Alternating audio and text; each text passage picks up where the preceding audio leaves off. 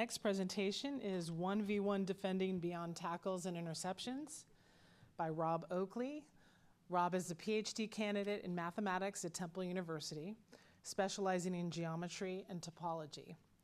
He's also passionate about soccer research and exploring the insights that a data-driven approach can bring to the game.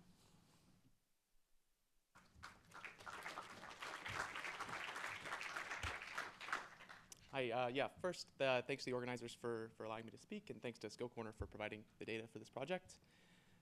So my focus was on 1v1 defending, and specifically kind of moving past or trying to add more to 1v1 defending skill other than just like tackles, interceptions, and like ball winning. And so kind of the starting perspective of this is kind of how do we measure defending skill? And I think typically there are kind of two aspects of defending that we think of with the game, which is kind of trying to win the ball back and then kind of preventing danger through positioning.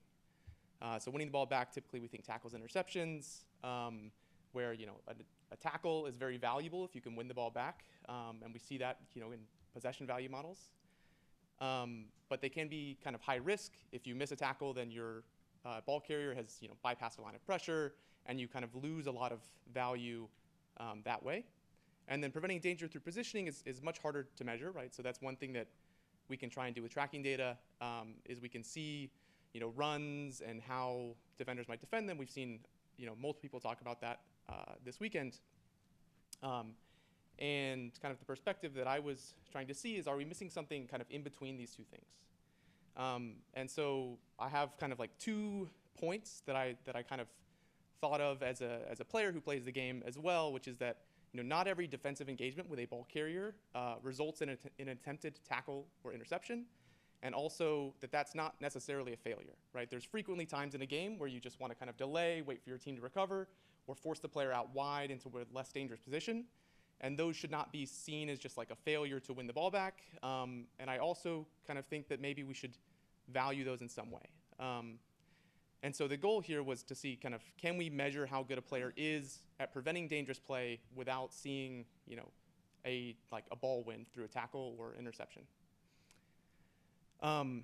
So here's an example from an NWSL game, which is, Reyes of Portland receives the ball in the right channel here, and we have Stengel steps out and initiates press, and she does a couple things, tries to get past her on the wing, can't get a cross in, can't get past her. And so she's forced to kind of play the ball back to this player here. And so, as someone watching the game, I would say that's a successful kind of 1v1 interaction for Stengel there. But if you just look at event data, all you see is kind of pass and then pass back. And then if you're trying to value that from the perspective of the defender, you don't really see anything. And so I was trying to say, okay, in a scenario like this, how can we give Stengel some credit for forcing the ball backwards? And so kind of a first approach to this is kind of an expected possession value prevented model. So the data set is the same data set that the other Skill Corner people have been using, which is the Skill Corner tracking data and Y-Scout event data for the 24 NWSL season and the 23-24 WSL season. And so kind of as a first pass at this, I kind of defined a 1v1 engagement as when the closest defender is closer than 4 meters, but the second closest defender is further than 8 meters. And this is purely heuristic as a first pass at this. I think this could probably be improved. We'll see in another sequence of screenshots a place where I think maybe you can add in with tracking data even more context to maybe define this 1v1 situation better. And what I did as the model is say, take 2 sequences of successful passes and try and predict what the possession value added of the, say, third action in that sequence will be. And then the expected possession value prevented is kind of the difference in that 1v1 scenario between what the model expected the next possession value added to be as opposed to like what actually happened. So, going to another example, this is similar where, Williams receives a ball out in the same kind of wide right channel, and then Wheeler steps out and we get a 1v1 scenario. And again, you have a similar kind of dynamic where the attacking player is trying to get past, either put a cross in, beat the player, and create a very dangerous attacking moment, but it's forced to kind of go backwards. Here you see it's actually a better pass. It's not just directly backwards. It's kind of inside of it. And using the model I mentioned earlier, right, this assigns an expected possession value prevented to the defender Wheeler of 0.04. And then the previous screenshots here was a 0.043.